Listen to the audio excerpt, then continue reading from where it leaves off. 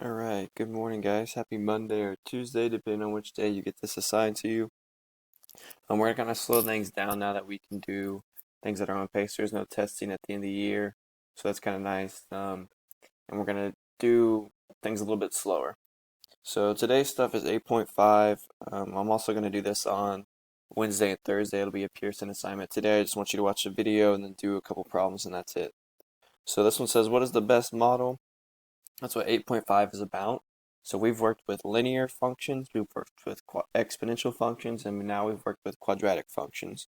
So to do this, the first thing you need to do is find the first differences, and you're looking at the y values. So this first one, I can't take -1 minus anything, so that doesn't work. The second one, what I can do is you take the y value in the second row, subtract it from the y value above it. So I took 1 minus -1, which is 1 plus 1, which is 2. And you do that for all of them. So now I'm going to take 3, and I'm going to subtract 1. I get 2. Now I'm going to take 5, and I'm going to subtract 3. I also get 2. And I'm going to take 7, I'm going to subtract 5, and I get 2. If this is the case, if the first differences are the same number, then it's going to be a linear function. So if your first differences are the same, it's going to be a linear function. Alright, if the first differences are not the same, then you need to go to the second differences. So I'm still going to do the first first. That's always your order of operations. I do the first ones first. So I'm going to do 9 minus 3. I get 6. Here I did 19 minus 9. I get 10. 33 minus 19. I get 14. 51 minus 33. I get 18. Notice that is not the same number every single time.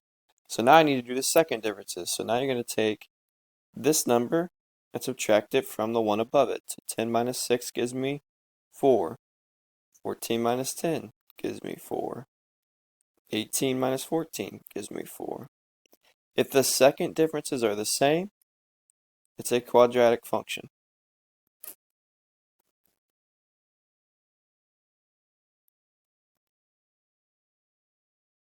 And lastly, if you do that for all of them and it doesn't work,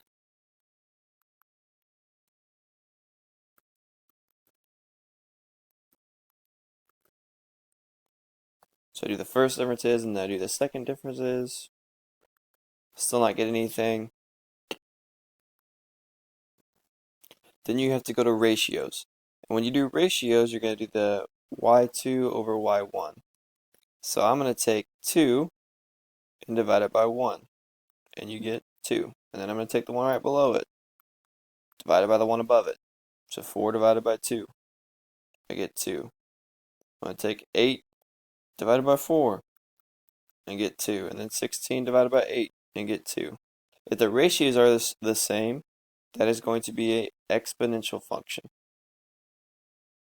So there are 3 types of functions. There are 3 different ways to figure out what they are. But follow your steps. Do the first differences, the second differences, and then compare the ratios. So that's what you're going to do for these problems.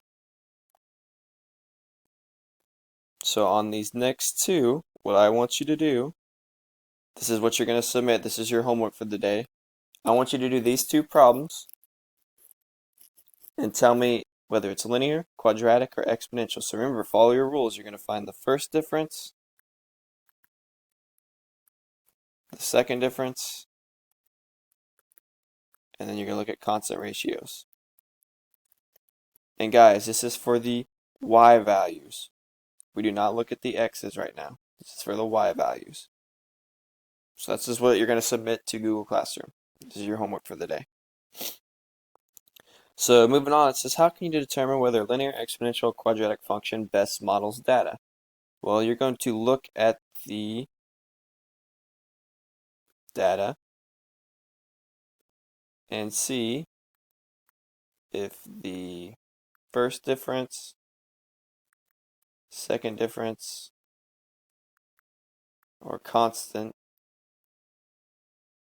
of the y value is the same. Now some of this is old stuff. So number 2, it says the average rate of change of a function is less from x equals 1 to x equals 4 than from x equals 5 to x equals 8. Guys, we've kind of had a test question similar to this. This is going to be an exponential function. It's going to exponentially decay or grow.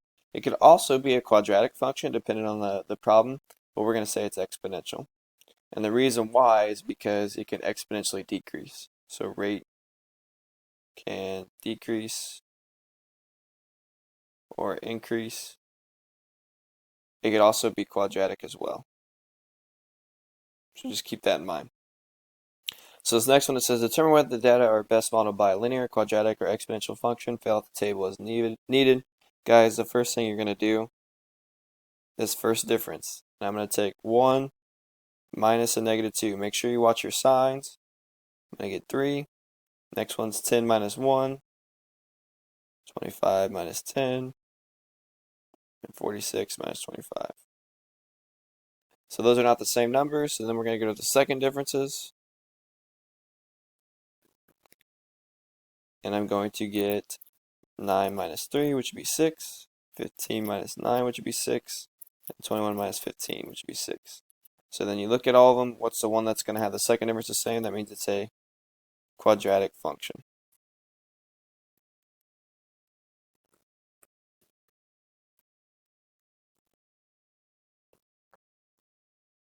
So same type of problem. Somewhere the data are best modeled by a linear, quadratic, or exponential function. I'm going to let you guys do this one on the Ed puzzle. I will fill it out. However, I want you to do it by yourself and answer a question. So this one.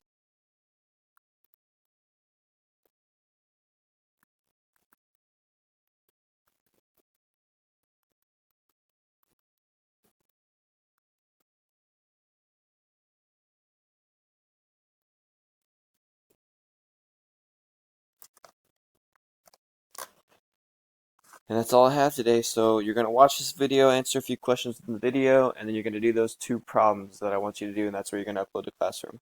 On Wednesday and Thursday, we will do a Pearson assignment, and that will be pretty much it for the week. Hope you guys have a good week. Make sure if you have any missing homework or any missing work at all, please get it done. Submit it to Classroom. Send me an email. Let me know that you got it done. There are Pearson assignments, so make sure you get those done as well. Enjoy the rest of your day, guys.